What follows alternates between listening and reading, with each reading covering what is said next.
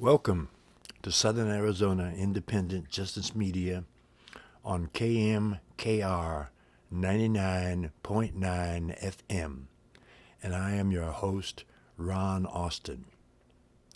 We are a multimedia advocates for progressive activities in Tucson. We have a counterpart on Facebook, and it is of the same name, but it is shortened to SO/AZ Independent Justice Media. And our purpose on Facebook is to document in video, photos, and journalism the protests, marches, rallies, and other events put on by the left. The purpose of Southern Arizona Independent Justice Media on the radio station KMKR 99.9 FM is to interview those that put on the events that are documented on the Facebook page, and also those other people that are activists in the community.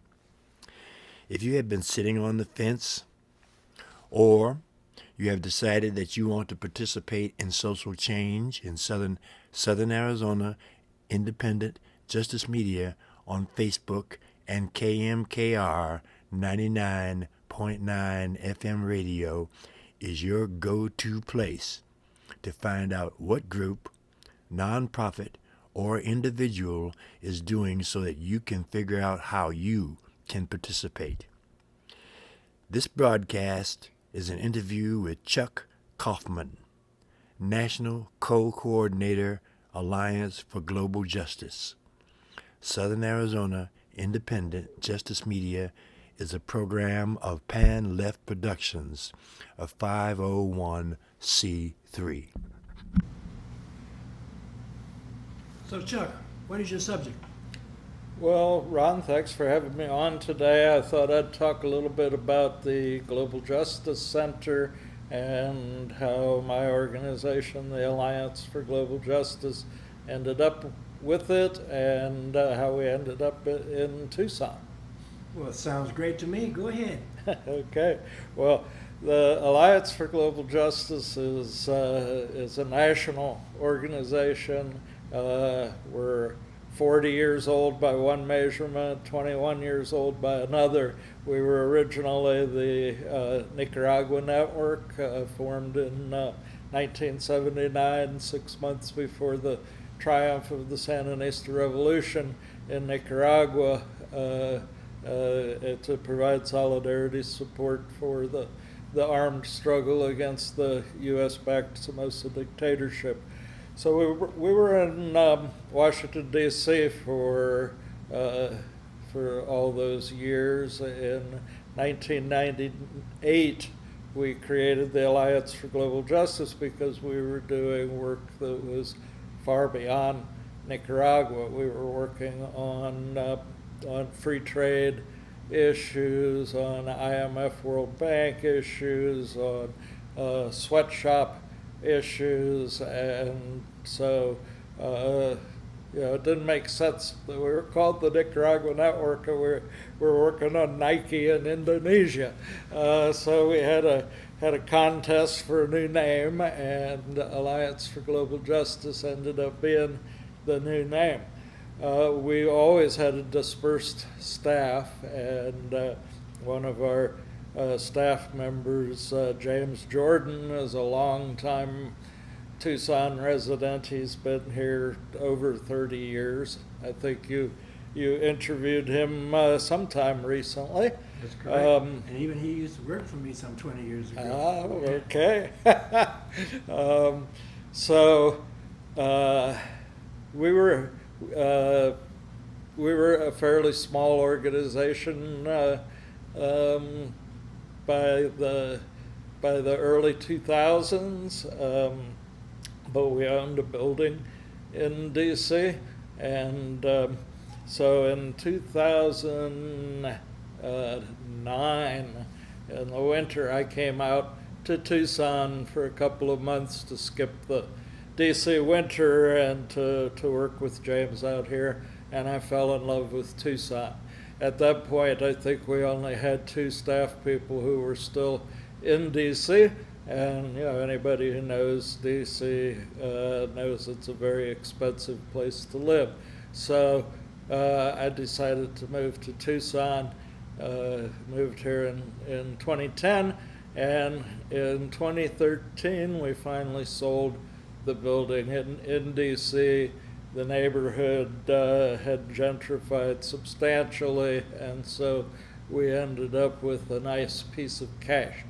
And local realtor and activist Susan Thorpe, I asked her to help us find a place. I had been volunteering with Coalición de Derechos Humanos and knew that there was a long time desire in the progressive community in Tucson for some kind of joint meeting space. So Susan found us the old Stardust Lounge, which was a bar and nightclub in South Tucson, just on the edge of South Tucson on 26th Street between 4th Avenue and 5th Avenue.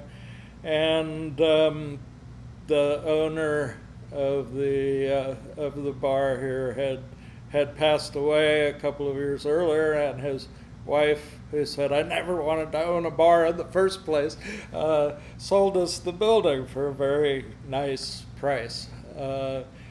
And we basically had to redo everything: the electricity, the plumbing, the bathrooms weren't up to code, everything. So we actually put more money into remodeling the building and getting an occupancy permit than we paid outright for the building. So the portion that was the bar originally had this beautiful four-sided brick bar in it. We had to tear that out, and to make office space, we put some additional offices in. So there were and are 7 or 8 groups that have offices in here.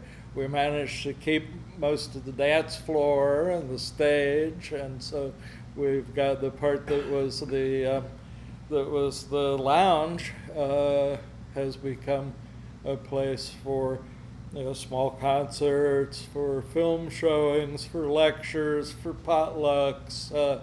The Global Justice Center has become a real center for organizing for the progressive community in Tucson, and frankly has brought a lot of white people to South Tucson for their first visit, and they find it's not nearly as scary of a place as they thought it was. So we're pretty proud of what we've built here, and encourage folks to come and check it out here, and participate in the events that are going on. There's a calendar on our webpage, which is www.afgj.org, that says, there's a tab that says Global Justice Center, and if you click on it, the first thing that comes up is the calendar. Some of those events are not public events, but it'll be pretty obvious what is a public event, and we welcome all people to come here. Now, some people get confused about what the Alliance for Global Justice is, and they think what we do is run this building. Well, this building is the smallest part of what we do.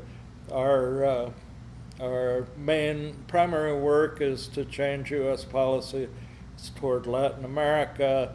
Our mission is to build a stronger, more unified movement for transformational change in the United States, in addition to our own work on Colombia and Venezuela and Honduras and Nicaragua and migrant issues, border militarization.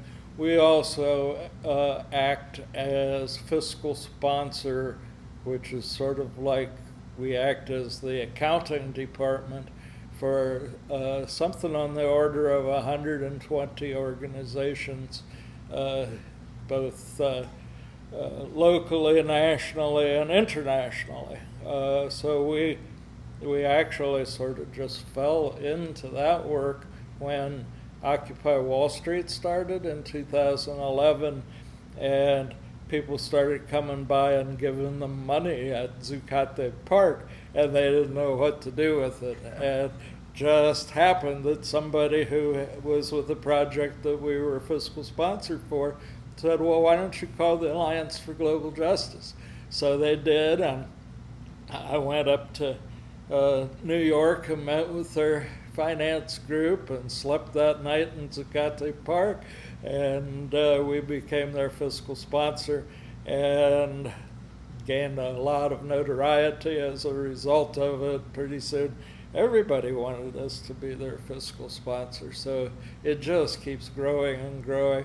We're the fiscal sponsor for Movement for Black Lives, which is the funding umbrella for Black Lives Matter groups.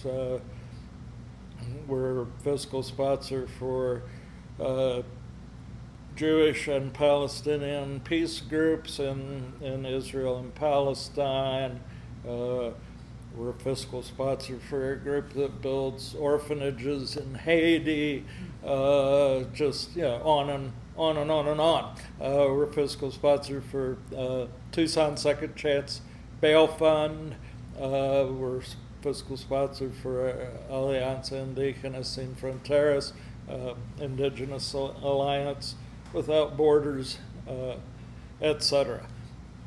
My own work, I'm responsible for our work on in solidarity with Nicaragua, which is a carryover from our original mission. I've been with the organization, I'm in my 33rd year now, so I am the historical memory. And I also share the work that we do in support of Venezuela. So I wanted to say, if I've got time, I wanted to say just a few words about an exciting new project that I'm working on, that we're working on, called the Manitos Children's Fund. Manitos is... Well, you got as much time as you want, Chuck. Okay, thank you, Ron. Manitos is a colloquialism in South America for little hands, so Manitos Children's Fund, and it is set up, modeled after a humanitarian aid project that we did to challenge the U.S. blockade of Nicaragua during the 1980s, called Let Nicaragua Live. So this is a challenge of the illegal blockade and sanctions that Trump has imposed on Venezuela in an effort to overthrow the democratically elected government of Venezuela, President Nicolas Maduro. So we're still in the process of getting everything set up, getting legalized. It's the project will be on two fronts. One is challenging the blockade and the sanctions because they are illegal under international law, and they're cruel. I mean, who suffers from sanctions? Well, it's not the government leaders, it's not the business elite of a country. It's the children, it's the poor people, it's the elderly, it's the sick. And the blockade against Venezuela is the most restrictive, possibly a little less restrictive than the economic sanctions against North Korea, but not much. So people, there was a report came out early this year that 40,000 Venezuelans died in 2018 from lack of access to medicine and health care. Before the embargo, Venezuela had universal health care. There's 24,000 Cuban doctors there. There's a doctor for every 200 families, and before their economy was crushed by sanctions that actually began with President Obama, their oil riches, allowed them to have one of the best healthcare systems in the world. And now they can't get medicine. Venezuela has what my coworker Kathy Hoyt calls the curse of oil, because they have the world's largest proven oil reserves. They've never developed the rest of their economy. They import all their food, they import all their consumer goods and stuff. They import their liquor. So an embargo like Trump has put on Venezuela is a lot more serious than say a similar blockade of Nicaragua would be, where Nicaragua can feed its own people from its own agricultural production. So it is a serious situation that we're confronting, and so the Manitas Children's Fund, while challenging the embargo, also realizes that there is an important need to actually deliver food and medicine. And so we will operate legally within the humanitarian aid exemption to the blockade. We'll get license from the government to send the food and stuff as needed, so that we can actually deliver for the children of Venezuela. The plan is that we will buy food like black beans and rice and corn from cooperatives in Nicaragua, and then ship it from Nicaragua to Venezuela for the children. So I'm really excited about that. We've already had some major pledges of money for it. I'm going to, at some point, get into a little RV that I've been gifted, and travel around the country and speak about the blockade and the Manitas Children's Fund. Around this country, you mean? U.S., yeah. Mm-hmm. And hopefully get local groups to take this up as a project and say, okay, in the next 6 months we'll raise enough money to send a ton of beans and a ton of rice to Venezuela or whatever. Wasn't there something back there, whereas supplies had got destroyed, and then Maduro was blamed for it when actually he wasn't to blame? The U.S. tried to deliver a so-called humanitarian aid convoy to Venezuela to their phony president, Juan Guaido, who Trump just decided one day was going to be their president, and so he declared himself president with no legal or constitutional basis. Nobody's ever voted for him for national office. And so the whole thing was just, a completely staged thing. And a couple of the trucks on the caravan got burned. And of course, the media right away was that the Venezuelan army had set them on fire. But some of the media actually had had film showing that it was the opposition that set it on fire themselves. So it was all just a propaganda ploy. But yeah, our humanitarian aid is going to be real humanitarian aid distributed by real Venezuelans. Okay. Well, good. So, before we quit this interview, can you tell us some of the name of the groups that occupy offices in this facility, please? Sure. Let's see. I hope I can get them all. We have Coalición de Derechos Humanos, Human Rights Coalition. We, Alliance for Global Justice and Derechos Humanos, share the front office here, which was originally the bar. And then we have Pan Left, Video Collective. Is that the correct name? Correct. That's Okay. correct. Pan, I always just call them Pan Left. And Pan Left Productions. Productions, okay. And they share their space with Alianza Indígena Sin Fronteras. After them comes the formerly Occupy Tucson, but now the Tucson Peace Center. And they share their space with, oh dear, what is the name? It's okay, but I Okay. just wanted people to know the Right. various social justice Yeah.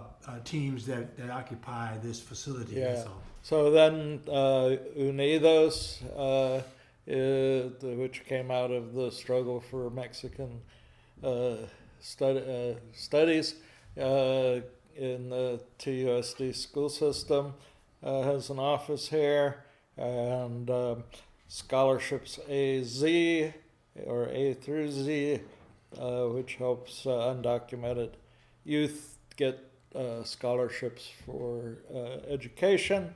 And finally, another national organization, School of the Americas Watch, which used to do vigils at Fort Benning, Georgia, where the School of the Americas is, but has more recently moved here and is doing encuentros on the border, highlighting the militarization of the border.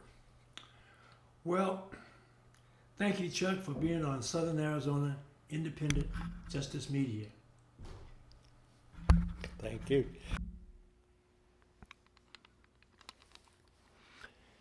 This was an interview with Chuck Kaufman, National Co-Coordinator, Alliance for Global Justice. As I mentioned prior to the interview with Chuck, the purpose of Southern Arizona Independent Justice Media on the radio station KMKR 99.9 FM is to interview those that put on events that are documented on the Facebook page of the same name, and also other people that are activists in the community. You can find Southern Arizona Independent Justice Media on Facebook by searching for SO/AZ Independent Justice Media. I will repeat that. SO/AZ Independent Justice Media. The first thing that you see when the page loads is many announcements of rallies, protests, marches, and other events to be put on by various nonprofits, groups, and individuals which you can participate in. If you are on a computer and you go to the left column and click on video, you will see the many videos that we have produced of the events put on by activists in the community. If you're on your phone, you'll need to go near the top of your phone and click on video. At the present, I am one of 2 media people that document activist events in Tucson on Southern Arizona Independent Justice Media's Facebook page. And the issue is that while we are documenting an event on one side of town, another one is going on undocumented on the other side of town. We need your help to provide full coverage of the many activist events across the city of Tucson. If you are a videographer, photographer, or journalist, and you are a professional in these specialties, we need you. But you don't need to be a professional. If you can shoot a decent video, take a decent photo, or write up a decent story of the events, we need your help. If you are willing to help document activist events in Tucson, Arizona, and you are a professional or amateur, text in the subject line SAIJM for Southern Arizona Independent Justice Media. That's SAIJM. Write your name and specialty to 520-909-6913. That is 520-909-6913. And I will call or text you back and tell you how you can participate. If you are initially reluctant to go to events by yourself, I will attend them with you until you feel comfortable attending them by yourself. Thank you for listening to Southern Arizona Independent Justice Media's podcast, and I am Ron Austin, and I bid you goodbye until our next interview next Friday.